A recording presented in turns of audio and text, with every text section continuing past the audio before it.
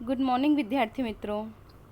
मैं पटेल नीलम कर्णावती विद्यालय में आप सभी का स्वागत करती हूँ। कक्षा 10 पाठ 10 भारत की कृषि, जिसमें आज हम कृषि में तकनीकी एवं संस्थागत सुधार क्या है इसके बारे में जानकारी प्राप्त करेंगे। पहले के समय में हंसिए, कुदाल, फावड़े, हल, पोला, बुआई यंत्र एवं बैलगाड़ियों जैसे कम एवं सादे साधनों द्वारा कृषि कार्य किया जाता था। बच्चों, पहले के समय में क्या था? हमारी जो कृषि थी वह बहुत ही सादे साधनों द्वारा कृषि करते थे, जिसमें हंसिए, कुदाल, फावड़े इत्यादि साधनों का उपयोग होता था। अब इसके आधुनिक उपकरणों ने प्रवेश किया है, परंतु आज के समय में आधुनिक साधनों का उपयोग कृषि के लिए होता है, जिसमें ट्रैक्टर्स, ट्रेलर्स, रोटावेटर सबसे सामान्य माने जाते हैं। तदुपरांत गेहूं की कटाई के लिए पहले थ्रेशर्स एवं उसके बाद हार्वेस्टर जैसे आधुनिक उपकरण उपयोग में आने लगे। इसके सिवाय रासायनिक खाद्य, उन्नत बीज, बीटीसी बीज, बायोटेक्नोलॉजी बीज, जंतुनाशक दवाएं तथा टपक सिंचाई, ग्रीन हाउस आदि का उपयोग बढ़ा है। इन सब पद्धति का उपयोग क्या हो गया है? बढ़ गया है आज के समय में। तकनीकी सुधार। भारत में कृषि क्षेत्र में बीज, खाद एवं कृषि साधनों में आए परिवर्तनों को तकनीकी सुधार कहते हैं। जो भारत की कृषि के क्षेत्र में बीज, उसमें खाद एवं जो कृषि के साधन है उसमें जो परिवर्तन और जो सुधार हुए हैं उसे तकनीकी सुधार कहते हैं। सिंचाई के लिए पहले कोस रहट का उपयोग होता था। अब सबमर्सिबल अथवा मोनोब्लॉक पंप, सोलर पंप, टपक सिंचाई एवं कुआरा पद्धति का उपयोग होता है। Di ammonia phosphate, nitrogen, phosphorus, potash, urea, रासायनिक खाद, जैविक खाद, प्रभावी जैविक खाद, बायोटेक बीज आदि का उपयोग आज के समय में होता है। ये सभी क्या है? ये सभी तकनीकी सुधार हैं। किसान फसल की सुरक्षा के लिए जंतुनाशक दवा तथा जैविक नियंत्रण का उपयोग करने लगा है। किसान क्या करता है? अपनी फसल की सुरक्षा के लिए जंतुनाशक दवा और जैविक नियंत्रण का उपयोग करता है। सरकार द्वारा किसानों को रेडियो, टीवी, समाचार पत्र, डीडी किसान चैनल, मोबाइल पर किसान एसएमएस, टोल फ्री नंबर, सरकारी किसान वेब पोर्टल, आई किसान तथा अग्री मार्केट जैसे मोबाइल रूप द्वारा लगातार जानकारी, नई तकनीक एवं मार्गदर्शन दिया जाता है। ग्रामीण क्षेत्रों में कृषि संशोधनों एवं नई तकनीक का प्रचार प्रसार ग्राम सेवकों द्वारा किसानों तक पहुंचाया जाता है। ग्राम सेवकों द्वारा उनकी मदद से ये सभी सेवा किसानों तक पहुंचाई जाती हैं। किसानों को इन सभी सेवा के बारे में परिचय कराया जाता है। सरकार ने प्रत्येक जिले में केंद्र पर किसान प्रशिक्षण केंद्रों की स्थापना की है, जहां किसान प्रशिक्षित किए जाते हैं, उन्हें टेक्निकल ज्ञान दिया जाता है। गुजरात में कृषि मेले द्वारा किसानों को अद्यतन जानकारी एवं मार्गदर्शन दिया जाता है। प्रत्येक राज्य में कृषि यूनिवर्सिटी एवं कृषि महाविद्यालयों की स्थापना की गई है। गुजरात में दांतीवाड़ा, जूनागढ़, आणंद एवं नवसारी में कृषि यूनिवर्सिटियों की स्थापना की गई है। वे कृषि के क्षेत्रों में नवीन संशोधन करती है एवं कृषि विशेष तैयार करती हैं, उनके निष्णातों को तैयार करती हैं।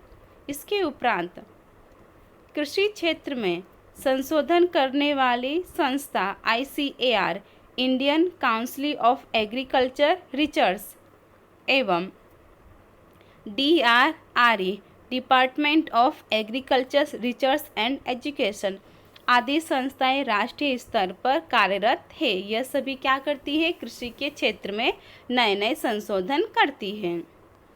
इसके बाद क्या है? संस्थागत सुधार।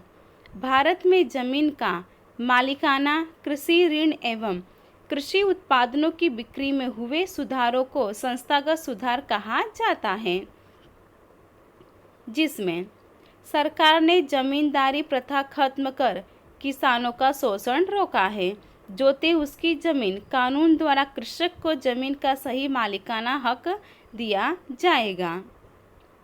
भू जोतों की मर्यादा द्वारा एवं राष्ट्रीयकृत एवं सहकारी बैंकों द्वारा आर्थिक मदद के लिए कृषि ऋण दिया जाता है। किसान को खेती करने के लिए कृषि ऋण भी उपलब्ध कराया जाता है। किसान क्रेडिट कार्ड द्वारा एवं राष्ट्रीयकृत एवं सहकारी बैंकों द्वारा आर्थिक मदद के लिए कृषि ऋण दिया जाता है। किसान क्रेडिट कार्ड के द्वारा उन्हें ऋण भी प्राप्त किया जाता है। सरकारी बीज, खाद तथा जंतुनाशकों को खरीदने के लिए सब्सिडी एवं आर्थिक मदद करती है। उन्हें सब्सिडी और आर्थिक मदद भी बैंक देती है। प्रधानमंत्री फसल बीमा योजना द्वारा किसानों को कृषि फसलों का बीमा कवच दिया जाता है, उन्हें बीमा भी प्रदान किया जाता है। अकाल या अतिवृष्टि के समय फसल बर्बाद होने पर सरकार द्वारा किसानों को आर्थिक सहायता दी जाती है, उन्हें मुआवजे के रूप में भी रकम दी जाती है।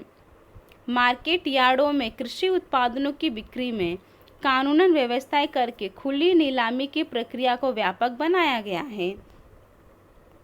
किसानों को कृषि उत्पादन पोषणक्षम कीमत मिलती रहे, इसलिए सहकारी मंडलियां, खरीद विक्रय संघ, सरकारी स्तर पर गोदाम, शीतगृह, परिवहन एवं दूर संचार की सुविधाएं भी उपलब्ध कराई गई हैं।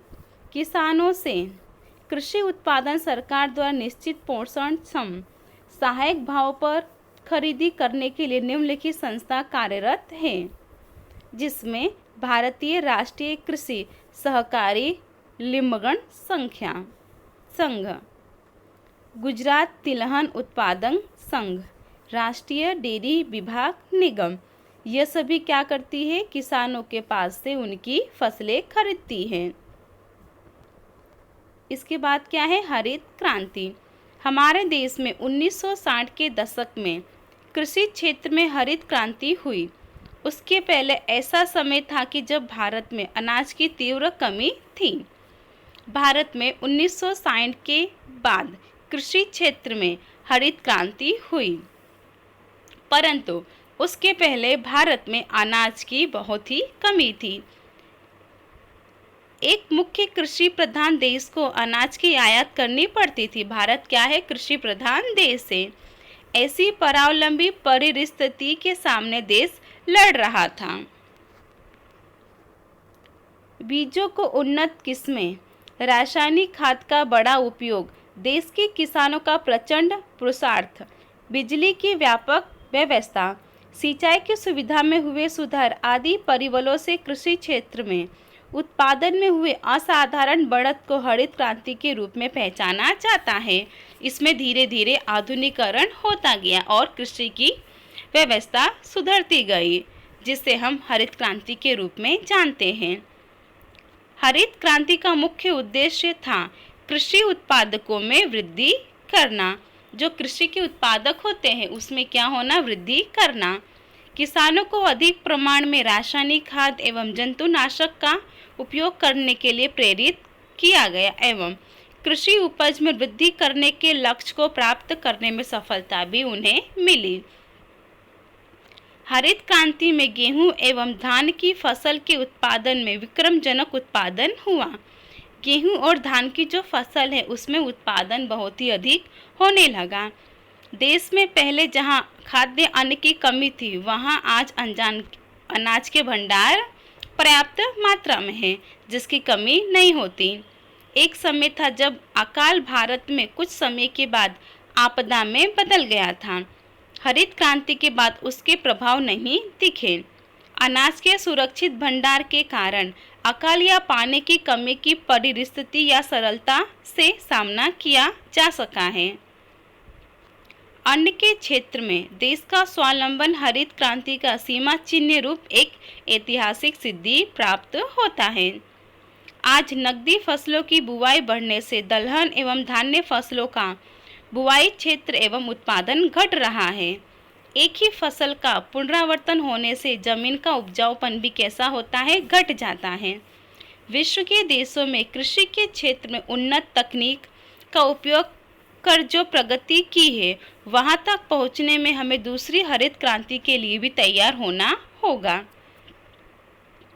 इसके बाद क्या है, भारतीय अर्थतंत्र में कृषि का योगदान, कि हमारे भारत के अर्थतंत्र में हमारी कृषि का क्या योगदान है। कृषि भारत का मुख्य व्यवसाय है। स्वतंत्रता के समय कृषि क्षेत्र पर जो भार था वह अब कम हुआ है। इसके बावजूद अर्थतंत्र में इसका योगदान महत्वपूर्ण माना जाता है।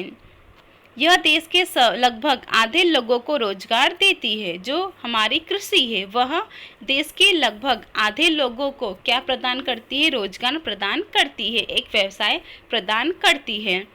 कृषि क्षेत्र देश के कुल सकल घरेलू उत्पादन का लगभग 17% हिस्सा रखता है। उसका जीडीपी क्या है, 17% हिस्सा रखता है। भारत के महत्वपूर्ण कृषि उत्पादन चावल, गेहूं, तिलहन, कपास, पटसन, चाय, कॉफ़ी, गन्ना, तंबाकू, आलू इत्यादि माने जाते हैं एवं इसके निर्यात से भारत को विदेशी मुद्रा भी प्राप्त होती है। कृषि उपज के उत्पादन में भारत विश्व में दूसरे स्थान पर है। सूती कपड़ा, चीनी, कागज, तेल इत्यादि उद्योग तथा खाद्य सामग्री प्रसंस्करण उद्योग के लिए कच्चा माल भी कृषि से ही उपलब्ध बनता है। कृषि से भारत के लोगों को भोजन प्राप्त होता है, परंतु अनियमित एवं अनिश्चित वर्षा एवं सिंचाई के क्षेत्र में अल्प सुविधा के कारण कृषि के क्षेत्र में विश्व बाजार में भारत का प्रदर्शन सातत्यपूर्ण नहीं रहा है। इसके बाद क्या है, अनाज संरक्षण। अनाज की हम सुरक्षा कैसे करें। आज किसी भी देश के लिए अन्न सुरक्षा आवश्यक है। अन्न की सुरक्षा सबसे महत्वपूर्ण मानी जाती है किसी भी देश के लिए। यदि अनाज की मांग बढ़ती हो एवं अन्य बड़े पैमाने पर आयात करनी पड़ती हो तो उस देश का राजनीतिक स्वतंत्रता खतरे में पड़ सकता है। हरित क्रांति के कारण हम अनाज उत्पादन में स्वावलंबी बने हैं। अनाज उत्पादन में वृद्धि के साथ देश की जनसंख्या में वृद्धि हुई है। 1951 में देश की जनसंख्या 36 करोड़ 10 लाख थी, परंतु आज 125 करोड़ से भी अधिक है। इससे अनाज की मांग भी बढ़ने लगी है। इसके बावजूद हमारे देश में पिछले 5 वर्षों से अनाज का उत्पादन बढ़ा है। 1950-51 में भारत में 51 करोड़ टन अनाज उत्पादन हुआ था, जो बढ़कर 2013-14 में विक्रम स्तर पर 265.04 करोड़ टन हुआ है। इतना बढ़ा है।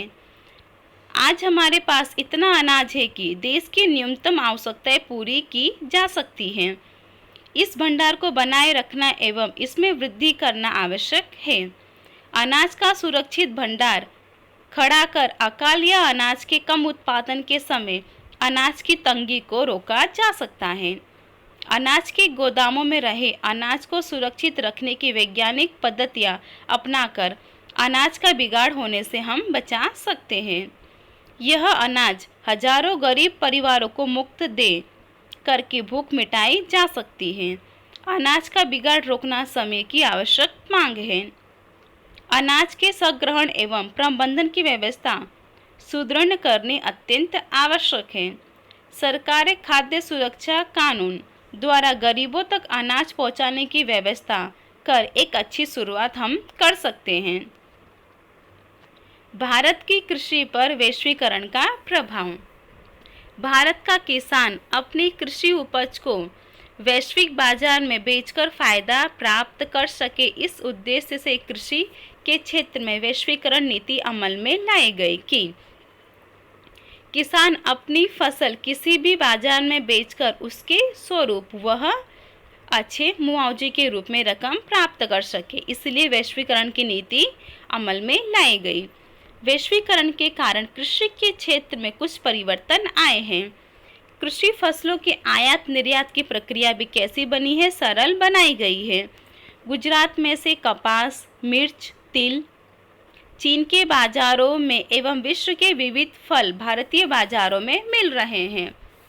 वैश्वीकरण से बाजार में बहुराष्ट्रीय कंपनियों द्वारा विक्रय किए जाते ऊंची कीमत के जेनेटिकली मॉडिफाइड बीटी बीज आए हैं। इससे कृषि में खर्च बढ़ रहा है, परंतु कपास एवं मक्के के उत्पादन में इससे भी वृद्धि भी हो रही है। आयात सरल होने से हमारे घरेलू कृषि उत्पादनों को यहाँ स्पर्धा का सामना करना पड़ रहा है। कुछ उत्पादनों को वैश्विक बाजार मिलने से उनके पेटेंट रजिस्ट्रेशन की आवश्यकता उत्पन्न हुई है। विश्व बाजार में हमारी गुणवत्ता युक्त कृषि उपजों का पेटेंट देश के नाम कराना आवश्यक है। भारत की कृषि के क्षेत्र में होने वाली स्पर्धा का सामना करने के लिए नवीन तकनीक अपनाकर गुणवत्ता पर ध्यान देना होगा। कृषि क्षेत्र में जुड़े लोगों की आर्थिक उन्नति एवं सदृढ़ता बढ़ाने के लिए योजनापूर्ण कदम उठाने होंगे। बढ़ती जनसंख्या एवं भविष्य में बढ़ने वाले कृषि उपजों की मांग के साथ आर्थिक प्रगति की विकास यात्रा को बनाए रखने के लिए द्वितीय हरित क्रांति के लिए ठोस व्यूह रचना बनानी आवश्यक है। इसका स्वाध्याय आपको होमवर्क में करना होगा।